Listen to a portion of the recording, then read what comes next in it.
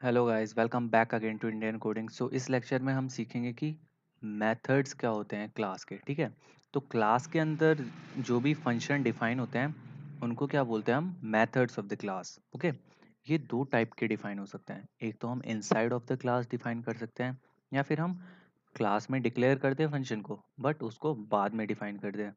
ठीक है, आइए हम दोनों को समझ लेते हैं। तो सबसे पहले हम इनसाइड वाला समझ लेते हैं। तो देखो, सबसे पहले हमने क्लास बनाई जैसे हम नॉर्मली बनाते हैं।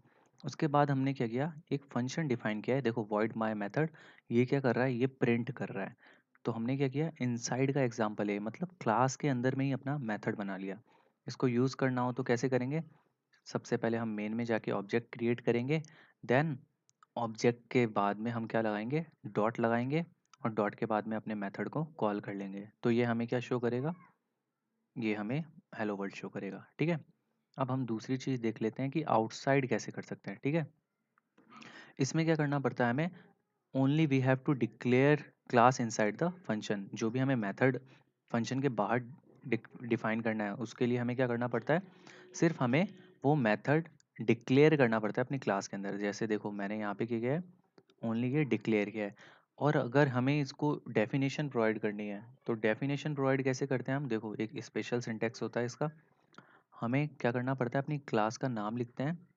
ठीक है, फिर हम ये कोलन जो है ये दो बार लगाते हैं। ठीक है, फिर डबल कोलम के बाद में हम क्या लगाते हैं, अपने मेथड का नाम लिखते हैं और उसको डिफाइन कर देते हैं नॉर्मली। बाकी सारी चीज़ें जैसी वर्क करती है वैसी ही वर्क करती है।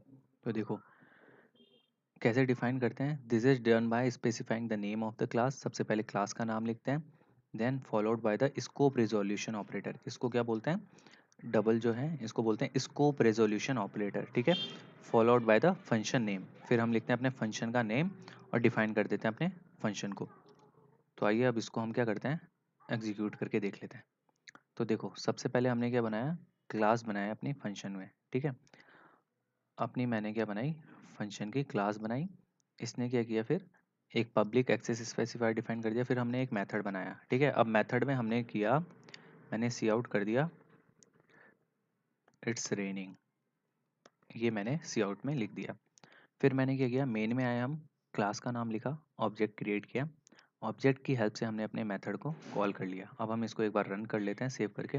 तो हमें आउटपुट में आएगा इट्स रेनिंग। ठीक है, यहाँ होना चाहिए हमारे, देखो इट्स रेनिंग आ गया। अब मैं क्या चाहता हूँ, मैं इस फंक्शन को तो यहीं रहने दूँ। देखो, मतलब मैं ओनली डिक्लेयर करूँगा यहाँ पे। मैंने क्या किया, अपने फंक्शन को डिक्लेयर किया, मतलब ओनली उसका नाम लिखा और उसका डेटा टाइप बताया। अब मैं चाहता हूँ इस फंक्शन को मेरे फंक्शन के बाहर डिफाइन करना। तो उसके लिए सबसे पहले हमें क्या लिखना पड़ेगा, हमें लिखना पड़ेगा, क्या ये फंक्शन कुछ रिटर्न कर रहा है? नहीं, वॉइड, फिर हमारे क्लास का नाम, क्लास का नाम क्या है, माई क्लास। देन हम लिखेंगे स्कोप रेजोल्यूशन ऑपरेटर। उसके बाद हमारे मेथड का नाम लिखेंगे। ठीक है, अब मेथड के बाद हम लिखेंगे अपना फंक्शन डिफाइन कर देंगे। जैसे मेरे को करना है, ओनली प्रिंट करना है हेलो, तो ये हमारा प्रिंट हो गया। बाकी सारी चीज़ें सेम वर्क करेंगी तो देखना अब हमारा हेलो प्रिंट हो जाएगा।